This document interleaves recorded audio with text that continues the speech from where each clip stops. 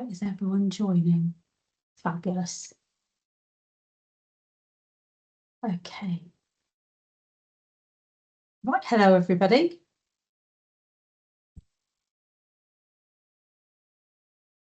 All right, just let me know, Anna, are people joined? Because I can't actually see that. Yeah, we've got about 40 at the moment. So okay, still a few people joining. All right, we'll let people join. Hello everyone, thank you for joining us. We'll give it a minute.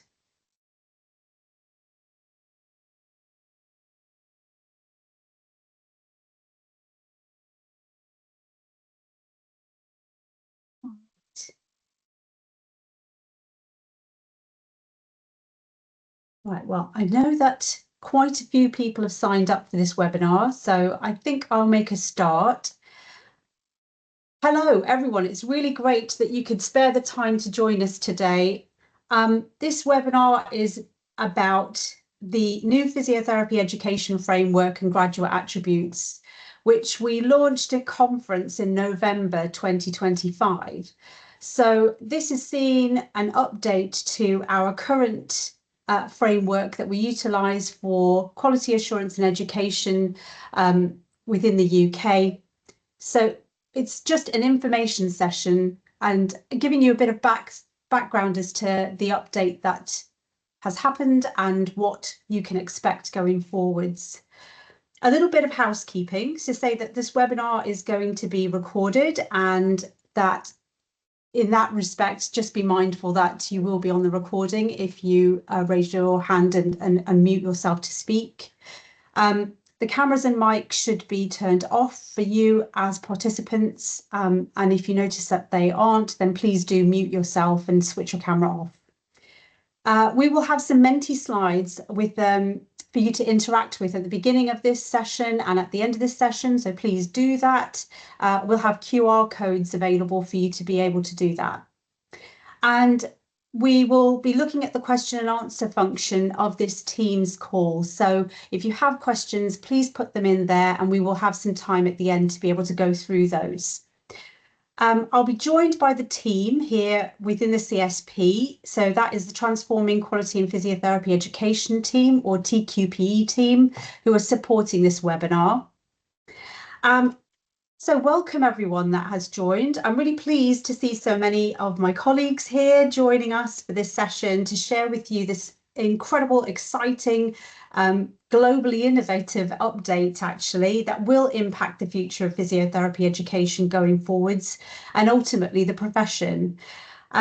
If we haven't met before, I'm Sundeep Watkins and I am a CSP Education Adviser and a physiotherapist by background. My role sees me directly involved in the quality assurance and accreditation processes of physiotherapy education in the UK, but I'm also the CSP lead for the work on this Transforming Quality in Physio Education project. So what I'd like to do now is just to go to the next slide and invite you to join our Menti. I will have this QR code and code also available on the next two slides. And this is just to get a sense of, who we have joining us for this webinar, so we can tailor our content to you and also see what the appetite is for support going forwards. Okay, I'm going to go to the next slide, because the first thing I'd like to ask is just if you could let us know if you are involved in education. Are you involved in education and practice? Are you a learner? And I've put other in there because there may be some of you that aren't involved in any of those things, and it would be good to get a sense of who we have in the room. So if you could just let us know. It's fab. A minute. Lovely. Okay, so the majority of you are based in universities and HEIs. But it's really great that we've got some of our practice educators here as well, and also a learner. And I feel that's so important because, you know, I feel everyone involved in the profession, from the education perspective, whether that's on the receiving end or the giving end, really is going to see some value in what we have to present today in this update.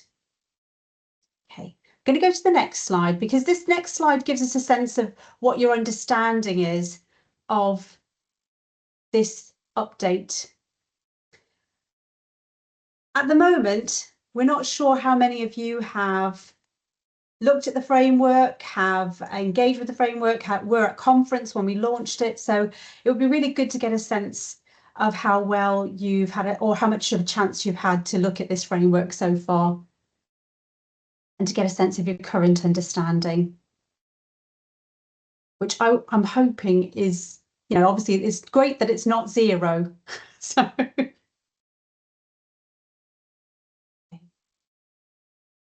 I'll just give you a minute to respond to that.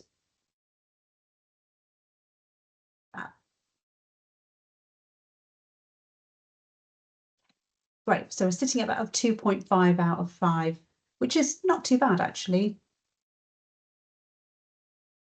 Okay, I'm going to move on to the next slide. And this is just to set the scene, really. So to move forward towards a future-focused physiotherapy education, we need to start with the here and now. And the CSP currently quality assures every single one of the 132 odd pre-registration physiotherapy programs in the UK. And we use two key documents to guide our accreditation process. That's the Learning and Development Principles and the Graduate Attributes. And it's the recent update to these two key documents that is the focus of our session today. So at this point, I want you to cast your mind back to 2010. Okay, we had a new coalition government of Conservatives and Liberal Democrats, and William and Kate had just got engaged. And the reason I'm asking you to think about that period of time is because that is the last time these frameworks were fully revised. So when I was asked to lead this project, this update, which we began the process in 2023, it was clear that things will have changed so massively in healthcare and in education that we were going to need to get a baseline of the current needs of practice, education, and learners to come close to achieving that aim. So we procured an external project team to conduct an important scoping piece and some insight work. And as part of this, I'm going to now hand you over to my colleague, Dr Helen Frank, who is the Deputy Head of the School of Health and Wellbeing at the University of Worcestershire, who's going to fill you in on her perspectives of being involved in some of that insight work and then the translation phase for this project going forwards. Over to you, Helen. Thank you, Sundeep. Hi, everybody. My name is Helen Frank. I am the Deputy Head of the School of Health and Wellbeing at the University of Worcester. I'm a very proud physiotherapist and have been working in physiotherapy education now for a long time. The reason that Sundeep has asked me to join today is really just to talk about how my involvement in this project. So I just thought, in terms of my own context and just thinking of myself as a lecturer, as an educator, I just wanted to explain why I've been involved in this project and how I took part in relation to my education, my professional role here at the university, but also as an education consultant with the CSP. So I actually became an education consultant, or applied to become an education consultant back in 2013, probably 2013, 2014, after I joined the University of Worcester. And I was encouraged to become an education consultant by one of my colleagues at the CSP following our accreditation of our brand new course here at Worcester, which was quite interesting, very novel, really very new, and really different to quite a lot of other courses that were being written at the time. And that was a really exciting opportunity for me, because I had been working at another university in education for a long time, which I absolutely loved. And then I came to this new university, which I was really enjoying. But it was the first time really that I had the opportunity to be very immersed in the development of a new course and to really think about what it was that the CSP required for accreditation, but also to think about how and what that meant for me as an educator within a new course and within a very small university. I'd come from a very big red brick Russell Group university to a very small university that was just about to start its first physio course. So in terms of being sort of immersed in the old learning and development principles, this was probably my first proper opportunity to really see how they worked, to think about what was required and work out how we were going to make sure that we met that at the university. And I think when I was doing that process, it was really interesting to think about how they worked, how I could use them, what they helped me to guide. And I think being involved as an education consultant now and supporting other universities, which is what our job is to do, allowed me to also think about how other universities use these principles and the different types of universities that we have, the different types of learners that we have, the different areas and contexts of physiotherapy practice that we're all working in now. So I think when I was asked if I would be interested in being part of this review, I obviously said yes, I would absolutely love to do that. So I actually, before I became part of the CSP group, I actually undertook I became a participant in the Glasgow Caledonian University review. So they reviewed all of this work and they did a huge project. So I actually took part as a participant in their surveys and in their interviews. So I could give my opinions of the principles, the graduate attributes, the processes, how we use them, how I use them as an education consultant. And I thought that was a really great opportunity for me to sort of really think broadly about what they meant and how they worked and how we could improve them. So being involved as a stakeholder was brilliant, as actually being part of that project. And then when the review was published, Sundeep contacted me and asked me if I would chair a short life working group, because obviously as part of the recommendations from Glasgow, there were a lot of work streams that needed to be done. So a lot of that was making sure that we had our voices from practice. So I think as an educator, that was really, really important to me, because even though I'm not practicing now as a physiotherapist, I'm in education, it's really important to make sure that what we are doing and writing and thinking about is going to be fit for the future and is going to make sure that our graduates have the abilities to continue in their contemporary roles in physiotherapy practice. So I became the chair of this short life working group, and at the time people were, or any members of the CSP were being advertised and being asked if they would like to join this panel. And we were looking to get about 10 physios from practice across all 4 countries in the UK. And we wanted to try and have a group of all levels of practice, all areas of practice, people working in the NHS, people not working in the NHS. We had a new graduate in the group. We had people working in very acute settings. We had people working in community settings. So it was a really lovely group to be part of. So my job really was just to run the sessions. We had 3 sessions, and I was joined by Sundeep and Rena and Annette and part of the other members of the group. And my job really was just to make sure that people could talk, people could engage with the process, and that they knew exactly what they had to do outside of the group. And we were given opportunities to look at drafts of the documents, drafts of the graduate attributes. We were asked about the naming of these, how they could be used, how to make them more accessible and useful, which I think has been successfully done in terms of how they read now, but also just to make sure that we kept ourselves on time and on track, because our working group was part of this bigger project, and obviously our information had to fit in at the same time, and we managed to keep on track.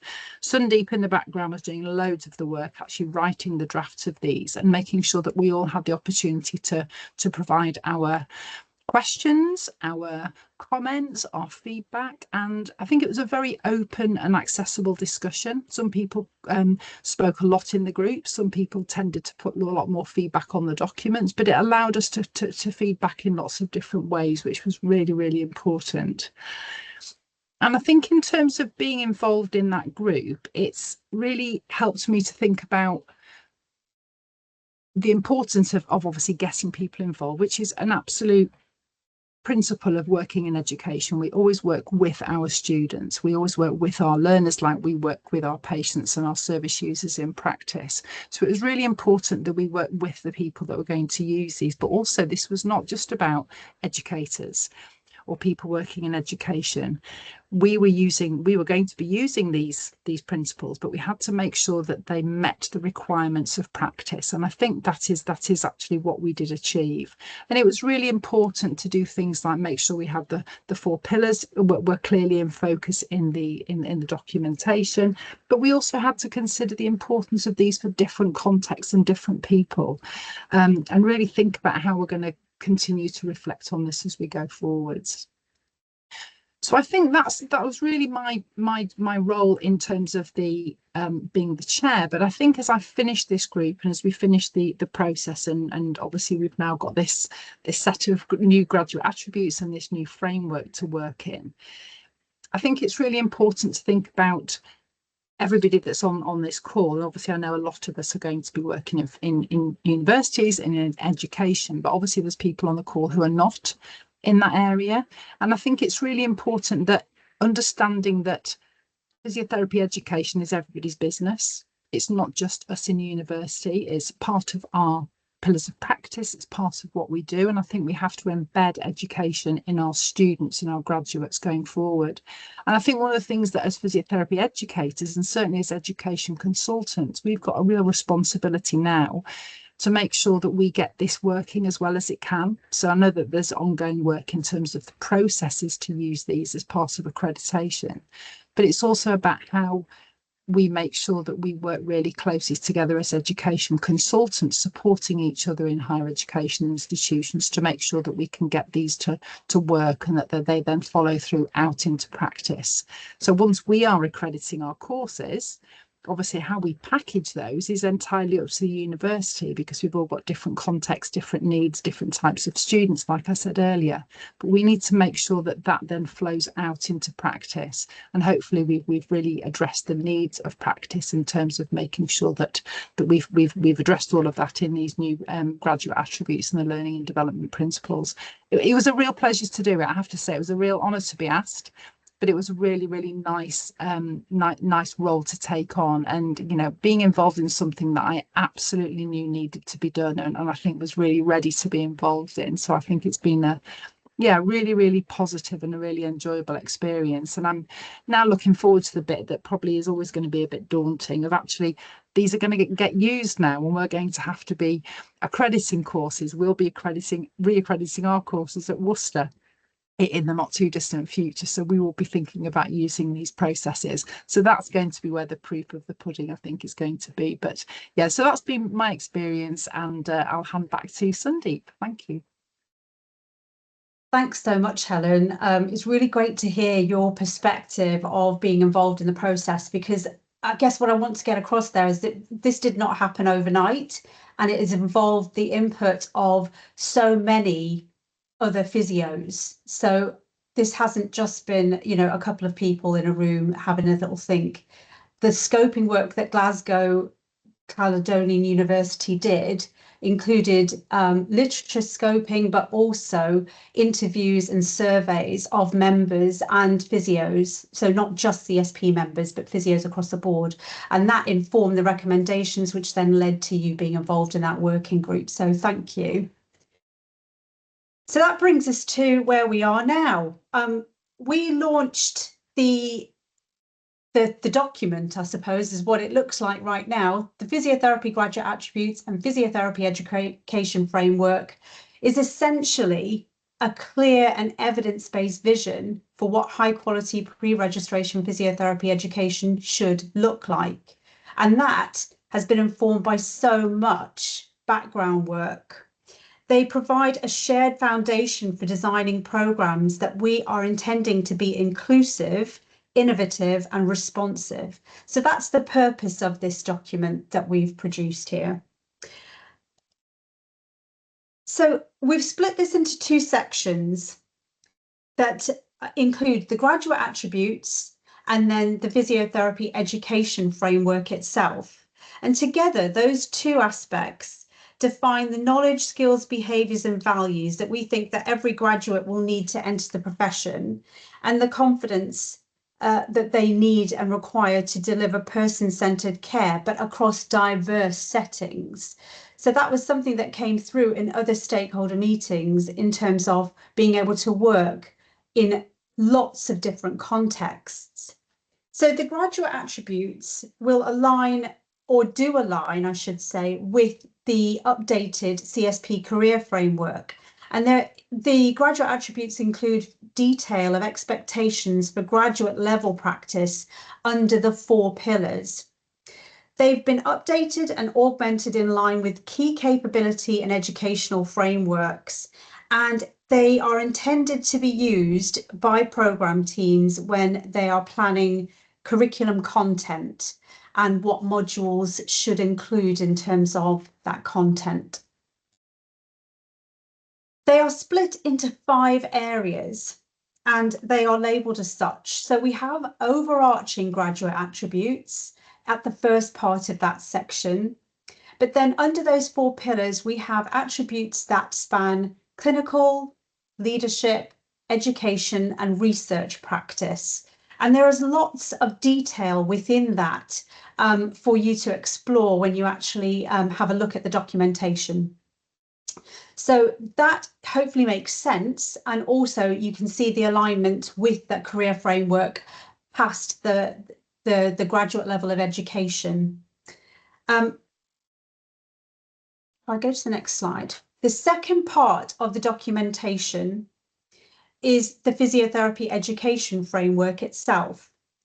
Now, the previous learning and development principles had 9 principles within them. This new framework has been streamlined and modernised to be 7 domains, and they are intended to be utilised to support and enhance the design and delivery of the education programmes that you all produce. The detail is intended to act as a supportive framework, enabling you to be creative and innovative in your offer, whilst outlining some key parameters in things like resource expectations, practice-based learning support, the building of digital skills, and evidence-informed practice. So we have, whilst we've streamlined, we have actually included a new specific domain related to health informatics and digital technologies in healthcare. And that, I think, is going to support that future focused element of education going forwards. But as I say, the key purpose is to enable and support programme teams rather than act as a punitive set of parameters. So we want you to use this as a baseline, as a starting point, to have conversations and think about how you can address these aspects creatively.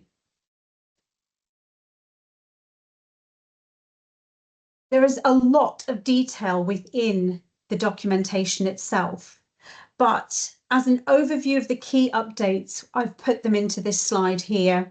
There's no specific hierarchy here in terms of these topics, and a lot of what I'm going to say has been embedded within those pillars of practice, as I mentioned.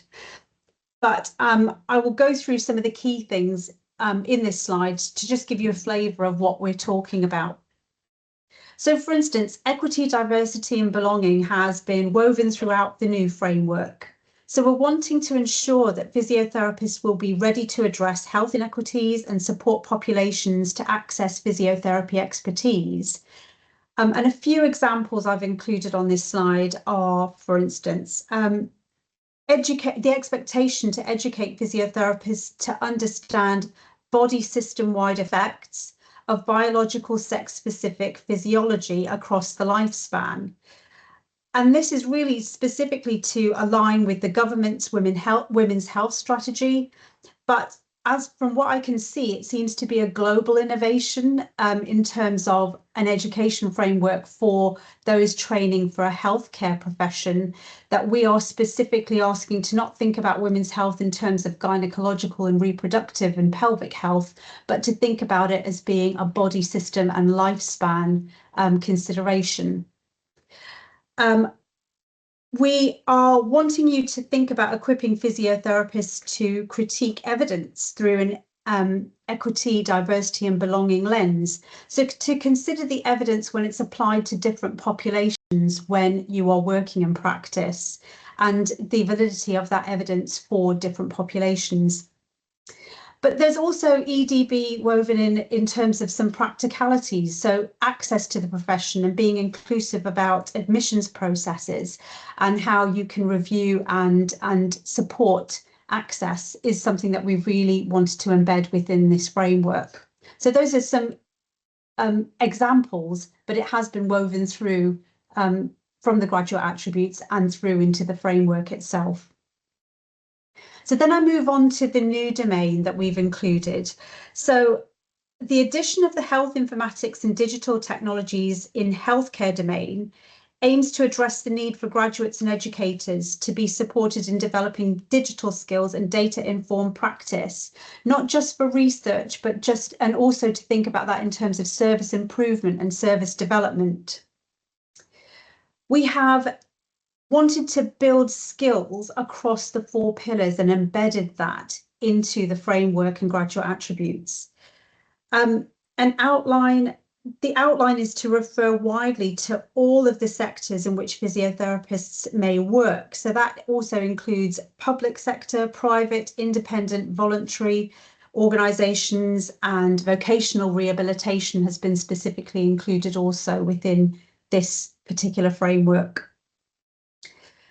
We move on to preceptorship, and I understand that whilst the term preceptorship is not used universally across the UK, the concept has been addressed within the education pillar of this new framework. We want to support transition and the building of graduate skills to enable monitoring and expectation of that, and to build skills in mentoring and to be involved in the training of others as part of a professional responsibility. We've integrated a huge amount of detail in around how apprenticeships can be integrated into the framework. And whilst this is really only relevant for England currently, we have an eye on the potential for development going forwards across the next few years, depending on appetite for development of apprenticeships. The environmental agenda and green agenda has been acknowledged within this new framework, and there is an expectation to have that addressed within curricula going forwards. And then perhaps most key of all, in terms of professional identity, through listening to stakeholders, there is now more detail for the expectations on skill building in exercise prescription and its use in health prevention, prehabilitation, and health promotion. Okay. Practice-based learning is a key element and a specific section, a specific domain within the new framework. This update sees some specific parameters put in around the expectations for practice-based learning.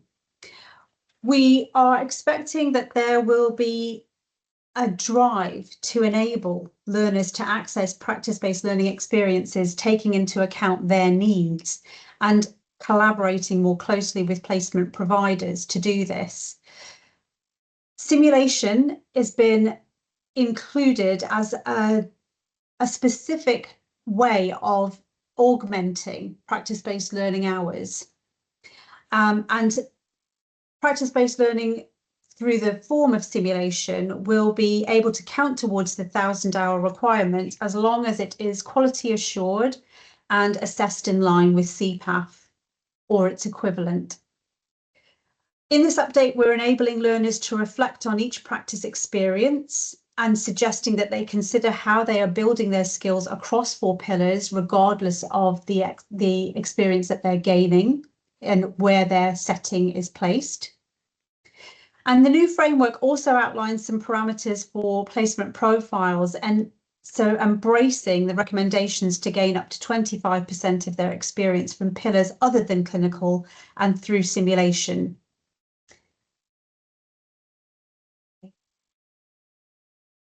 So timelines. This framework, we intend for this framework to be used to support quality assurance and accreditation events. So we want you to use it as a mapping tool for your preparation for those events and for our annual education reviews going forwards. So right now, we're asking you to have a look and get familiar with it and think about how much you are already doing that actually aligns with this framework, because part of what I found from all of the work that's gone up to now in this update is that many providers were working outside of the scope of what was the old learning and development principles. Those learning and development principles were not in line with the current landscape of education and practice. So I actually feel that most programs were being innovative and updating and progressing, and we weren't able to actually have those conversations because the framework was holding us back. So get familiar with it and think about how much you're already doing that aligns with this new framework, and plan to address areas where perhaps gaps are. If you have an accreditation event planned from September 2026, we will be offering more targeted support for you, and also supporting your education consultant, who is the CSP representative, who can be your critical friend in the process. So we're already finding out who you might be, and we're looking to actually get in touch with you specifically if you have your accreditation event from September 2026 through to September 2027. We will be implementing its use in all accreditations from this September. I want you to know that we, as the CSP education team, are aware of the HCPC's current sets review, and that their timelines don't align exactly with ours, which I think is an advantage. They are in their consultation phase currently, and we are actively contributing to that consultation. So we're hoping that their sets will align with our updated framework in some respects, and that we're looking to collaborate where we can to align closely and also support each other in our quality assurance processes. The aim being to minimise the administrative burden on our programme providers. So we are building that quality assurance relationship with the HCPC through our Memorandum of Understanding, which we enacted from September last year. And in the future, we're wanting you to be able to use this framework to support your own innovation, your growth, your development, and your progress. But we also understand that some of the parameters we've put in are there to support you in discussions and negotiations that you are needing to have with your senior leadership and your universities as part of maintaining that quality assurance and standard that I know that you want to deliver. So the timeline is that we launched the framework in November last year. We're looking to support, provide information and guidance in this period of time, ready for use of this framework in accreditation events from September this year. So I'd like to invite questions and open the floor out to questions. And I don't know if anyone has put anything in the chat. So if the team would like to let me know, then I could hopefully answer them.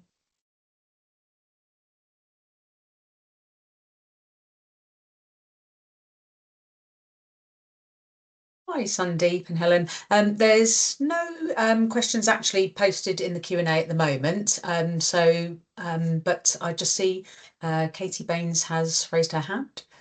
All right, Katie, would you like to unmute yourself and ask a question? I don't know if you actually can.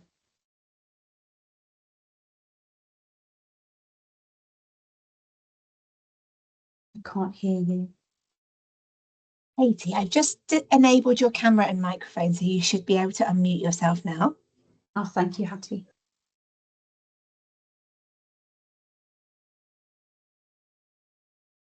There we go. Right, thank you. So sorry, yeah, it wouldn't let me do anything at all. And the meeting chat has been disabled for everybody, so we can't put questions in the chat. I think we'd like you to use the question and answer function rather than the chat. That's why. Oh, okay, no problem. Yeah, can do that. Thank you. Thank you. But you can obviously, if you're unmuted now, go ahead and ask your question. Do you want me to ask a question? Yeah. So great. Thank you for that little recap of everything. Really useful to know. In terms of the HCPC linking and the you mentioned, Sundeep, that you're contributing to the consultation process. Can I just ask how that's happening? And I know you mentioned the what's it called? The memorandum of understanding. Yes. But how is that all going to feed in to a revalidation process? Okay, so the first question, at the moment, the HCPC are open during their consultation period on the sets. We are putting together a response from the CSP to that consultation. We have been attending the consultation meetings, and we also are part of a collaborative group with other allied health professions and the professional bodies in terms of their education teams. And we are putting together a shared response to the sets also, where we feel strongly about certain points in terms of recognising the importance of professional body quality assurance, and also how we are to work together in the processes going forward. So that is what is happening right now. And in terms of the Memorandum of Understanding, we're still establishing our relationships, but what has happened in the last year is that we have regular meetings with our corresponding education sort of, not consultant, what are they called? Officer, that's it, education officer at the HCPC. And we are sharing information about where we are at in terms of quality assurance within their processes and our processes. If we have any concerns about intel that we are receiving, we are able to discuss them. And vice versa, we are able to flag anything that we are wanting to explore further. And in that way, we are able to find out how certain programs are faring in advance of accreditation events, but also the HCPC, when they are doing their revalidation of programs, can link in with us to say, where are they on our timelines in terms of quality assurance and their AER responses. So those are the sorts of things that we're sharing at the moment, and it's just enabling us to make sure that we are able to align better with the questions that we're asking, and you're not having to provide information to both of us all the time, or that we're both asking the same questions all the time of you as programme teams. So I hope that's helpful. Yeah, that was really helpful. Thanks, Sundeep. So can I just ask, so would you be sharing documents that might come in from it? No. Okay, so HCI documents coming into the CSP would not be shared under that memorandum of understanding? No. So no document sharing. It's conversations, and it's only about things like, we have an accreditation coming up with a certain programme. These are things that we understand are going on in terms of whatever, placement capacity, resourcing, those kind of things. And they also can say if they have got you into their focus review processes, or if they are going to be reviewing your programs coming up, and what intel they have in terms of data relating to the programs that in that respect. Okay, so there'd be a little bit of data sharing, but no document sharing. No document sharing, no. Okay, thank you.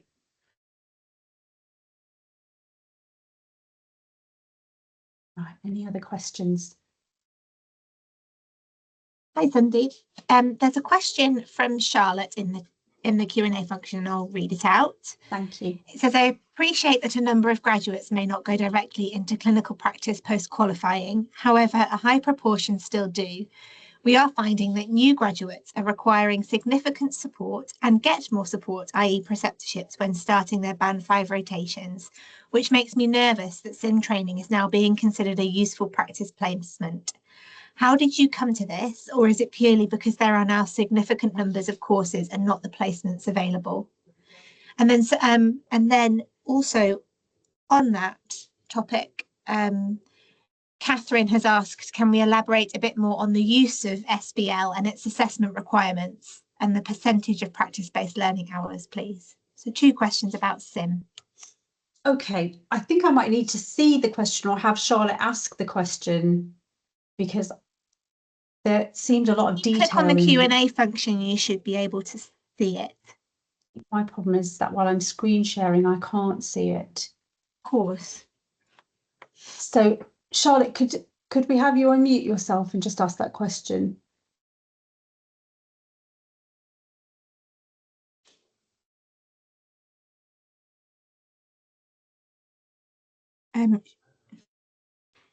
Let me try and, Charlotte, you'll have to raise your hand if that's okay, and then I will be able to find you to unmute you. Oh, I can see you. Thank you. Yeah, I'll try that with Skype. Oh, yeah. Thank you. Can you hear me?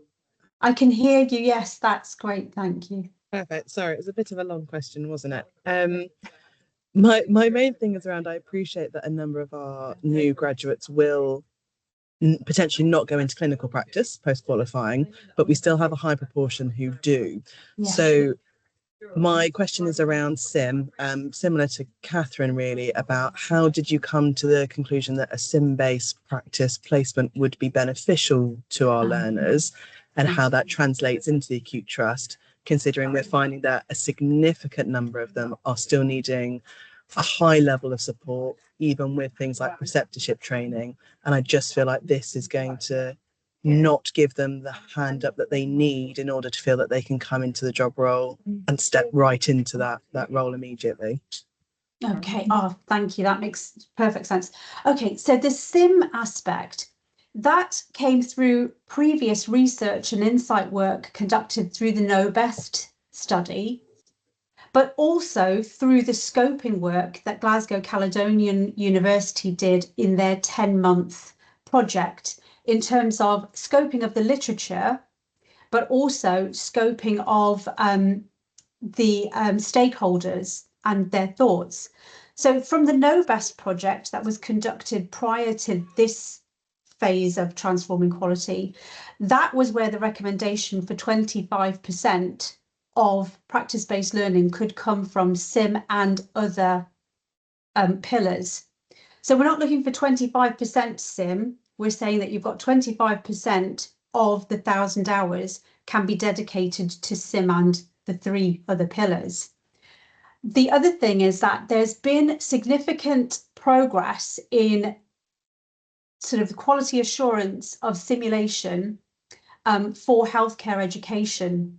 And there's a sort of a growing sort of body of evidence to support how that supports learners to develop their skills in situations where maybe they're not going to be able to access them, for instance, with, through placements and getting those placements, but also to practice developing skills in a safe and supported way. So there's lots of reasons in behind that, but essentially it's to do with the research and scoping work that went before this project that has recommended that the inclusion of SIM.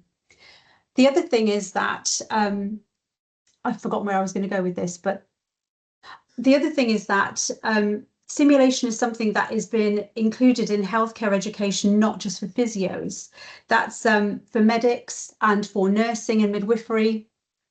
And in terms of quality, that's what we're looking for. They need to have, in our processes, assure us that they are able to gain experiences that they can be assessed against in order to then have that time count towards their 1,000 hours. So they should be building the skills that they need to be able to utilise in practice. And that's how we've included the SIM part of this framework. Thanks, Sundeep. I appreciate that. It's an interesting concept. I remain nervous about it, but it will be interesting to see how it goes. It will be interesting, and also just to know that we're not the only healthcare profession that's doing this. So you will be seeing more learners across the board. Our local HCIs, the nursing team, have a sort of virtual ward specifically for that sort of reason. So I appreciate it's out there, but I understand that our skills are different in how we would assess and treat compared to some of our colleagues. Absolutely, yes. Thank you. And sorry, there was a second question then, wasn't there, related to SIM? And have I answered them? About the percentage of practice-based learning hours and the assessment requirements around SIM. Right. So yes, again, those things came out of the evidence from the recommendations from GCU's work, but also the Know Best study prior to that. And then also we had our education consultants feed in specifically on some parameters that we suggested. So we had our expert academics, basically scrutinise our proposals. Then the other thing we did was to have our working groups, short life working group that was external to the CSP, as Helen Frank has mentioned, she was the chair of, look at those parameters, but also those internal to the CSP in terms of practice, research, education, policy, leadership. So we had two separate working groups working together to scrutinise the detail, and that's how we came to the parameters that we've set.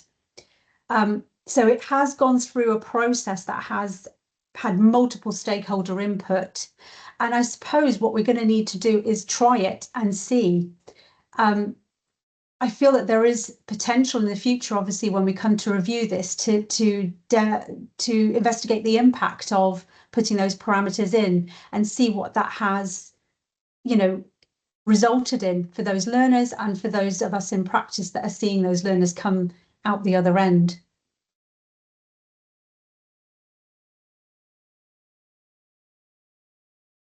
Any other questions? Stage. Okay. Right, there are no other questions typed in the Q&A. I don't know if anybody else has one and wants to raise their hand.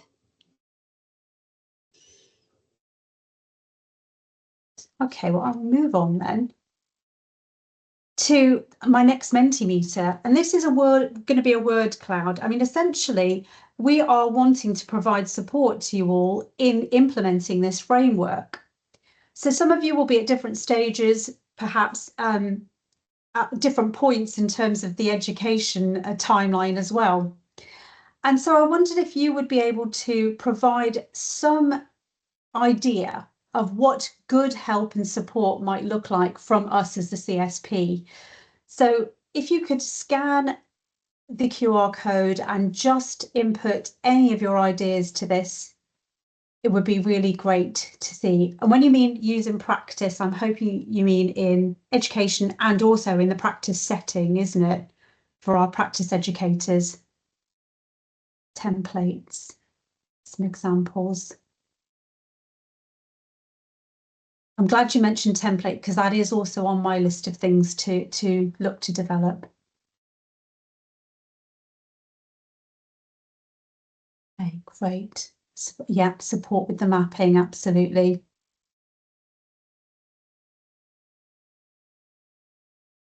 Staffing levels, yeah. And support with how to navigate that resourcing issue. Cake. I'm not sure I can give you cake through the use of Teams. Feedback on drafts, absolutely. It's really helpful. Yeah, yeah, support with our learners that need sort of more individualized input.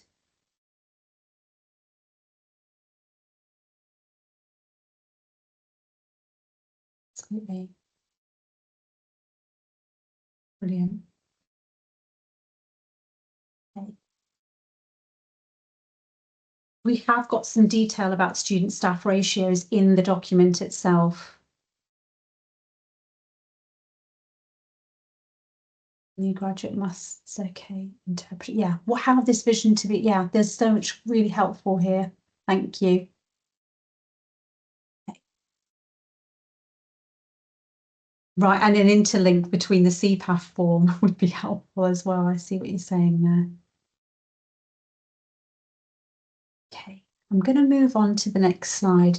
Thank you so much for that. It's really helpful because that's going to help with our planning for this next few months.